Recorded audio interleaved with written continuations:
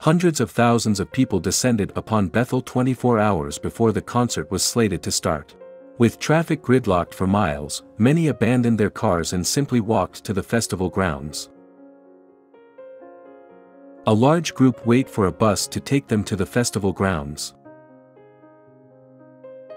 On foot, in cars, atop cars, young people leave the Great Love-In of the 60s, the Woodstock Music Festival.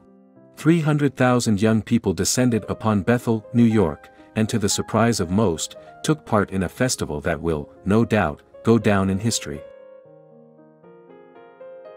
The traffic jams caused by the enormous amount of festival-goers on the road reportedly measured as much as 20 miles long. Sachidananda Saraswati, an Indian religious teacher and guru, delivered the opening ceremony invocation at Woodstock. A pair of friends enjoy some downtime between performances. Max Yaska greets the crowd on his dairy farm in Bethel, New York. On the bottom left, a young Martin Scorsese returns a peace sign. On and off again rain became a staple of the Woodstock weekend, though that didn't stop the energy or proceedings of the festival. Initially expecting only 100,000 people, Woodstock swelled to more than 400,000 revelers. Concert organizers realized that they had neither the means or resources to prevent the flood of people and thus made the concert free by cutting all the fences surrounding the festival area. Hippie woman named Sylvia, dressed in pink Indian shirt, dancing to music being played by a flute at Woodstock Music Festival. Infamously, copious amounts of drugs such as acid were passed around the crowd, with organizers at one point having to warn people over the megaphone to not take the brown acid, which was supposedly bad and dangerous. Jerry Garcia poses for a photograph before the Grateful Dead performed at Woodstock. Festival-goers who did attend Woodstock were widely dressed in the best hippie finery of the day, while scores of crowd members went completely nude. Ravi Shankar plays the sitar during his performance on Friday night. A group of journalists work amid the chaos of the Woodstock Music v Art Fair. Impromptu shelters were commonplace, pictured here. A group rests in the grass hut they'd built for the weekend. Young woman with flute ecstatically raising her arms, amid crowd at Woodstock Music Festival. With crowds so large, festival organizers ran out of food on the first day. With food low, the resulting situation became so tense that 2 concession stands were burned down on Saturday night because of their prices. Strapped for cash and time, Woodstock's organizers contracted the festival's food service to a fledgling group with almost no prior experience. By some reports, thousands of young children attended the festival. Janis Joplin pours herself a cup of wine before her performance at Woodstock. While there is no definitive proof, reports have existed since 1969 that at least one baby was born during the festival. Some 30 of the festival's acts were forced to perform during the rain that plagued the proceedings. Joe Cocker performs on Sunday, August 17th. Thanks in part to performers like Jimi Hendrix, fringe jackets have become one of the most enduring symbols of Woodstock fashion.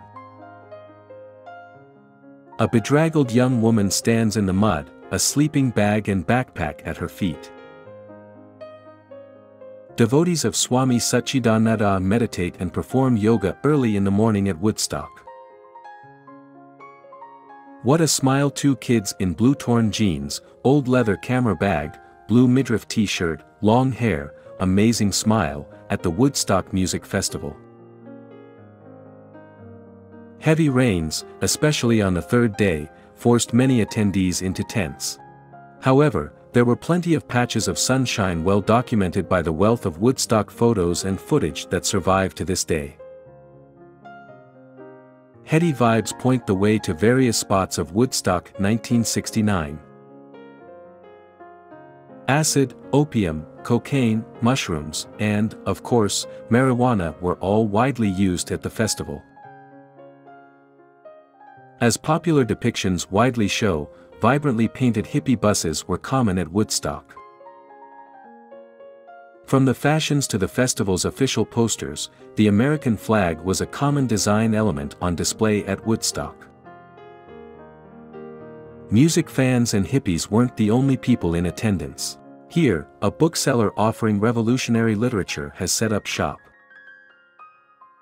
A festival-goer reads a magazine between sets at Woodstock. "The whole thing is a gas," one attendee told the New York Times. "I dig it all, the mud, the rain, the music, the hassles. We're vestiges of our former selves," another attendee told the Times just after returning from the festival. With few places to catch a good night's sleep, Woodstock attendees had to make do with what they had. Creedence Clearwater Revival 3 a.m. start time meant that they began their performance to a crowd that virtually all asleep. Singer-slash-guitarist John Fogerty performing with Creedence Clearwater Revival at Woodstock.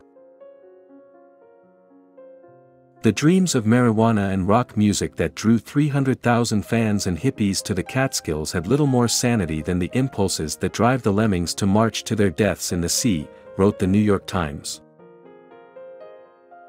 Janis Joplin raises her arms during her iconic Woodstock performance. A children's playground was set up to accommodate the amount of kids in attendance.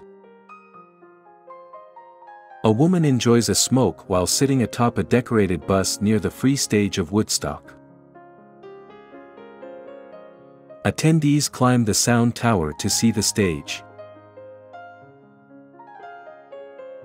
One of Woodstock's 2 fatalities came when a tractor accidentally ran over an attendee sleeping in a field near the festival grounds.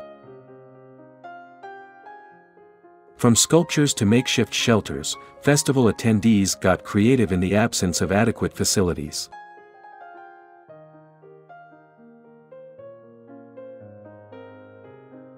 A sudden downpour on Sunday threatened the festival and delayed several performances while drenching the festival grounds.